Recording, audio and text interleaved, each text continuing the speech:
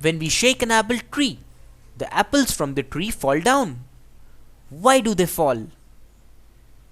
This is because of the force of gravitation.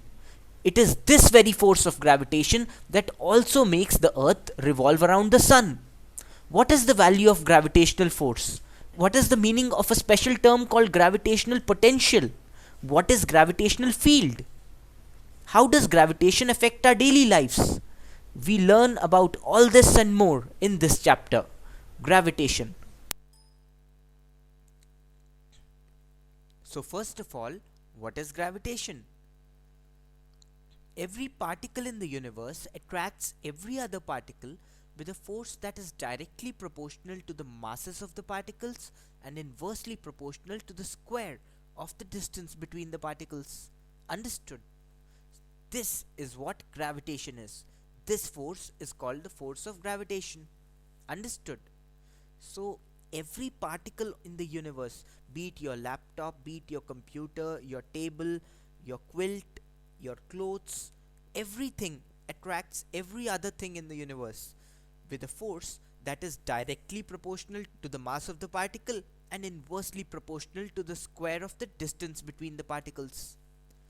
So for example, if you take these masses m1 and m2 such that the distance between them is r, in that case m2 attracts m1 with a force F towards itself, and m1 attracts m2 towards itself with a force F. This force F with which m1 attracts m2 and m2 attracts m1 is g m1 m2 by r square, where r is the distance between the particles. Understood? This is what Newton's law of gravitation is all about. So this is the expression for gravitational force that Newton came up with. As you can see, the force on one body because of another body is the same as the force of the other body on the first body. Understood? m1 applies the same force on m2 and m2 applies the same force on m1, and this force is an attractive force. m1 attracts m2 and m2 attracts m1. The value of g here, this constant g is 6.67 into 10 raised to minus 11 Newton meter square per kg. G is also called the gravitational constant. This gravitational constant is actually very less in value, as you can see. It's of the order of 10 raised to minus 11. That is the reason, why in general objects don't attract each other. The particles of your body, the particles of the table near you, the particles of the television, of the computer, they don't seem to attract each other because the force that they exert on each other is extremely less because of this value of g. Understood? Only very huge bodies like the earth, the moon, the sun, they attract other bodies because of their enormous mass. Understood? So the gravitational force is evident only in the case of extremely massive bodies like different planets and stars because of the extremely small value of the gravitational constant. Understood? Gravitational force is a conservative force. This means that the work done by the gravitational force is the same in moving a particle from A to B irrespective of the path. Gravitational force does not depend on the path. Another thing you must remember is that the gravitational force acts along the line joining two particles. So there you go. As I just said, this sofa is not attracting that table and that sofa because of the small value of the gravitational constant.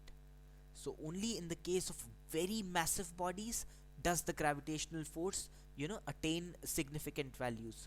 In the case of small bodies, like in the case of 10 kg and 20 kg bodies, the gravitational force is very insignificant. That is why we don't observe the gravitational force because of different bodies in our daily life.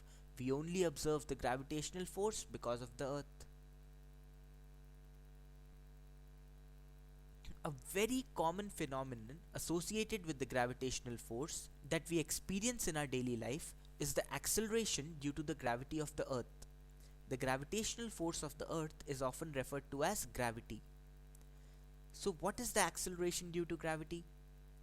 If you take a mass m, then the earth attracts this mass m with a force gmm by r square, where capital M is the mass of the earth and small m is the mass of the body. R is the distance between the center of the earth and the center of the body. Therefore, the acceleration of any body because of the gravitational force of the earth is g capital M small m by r square divided by the mass of the body. Isn't it? Net gravitational force because of the earth divided by the mass of the body.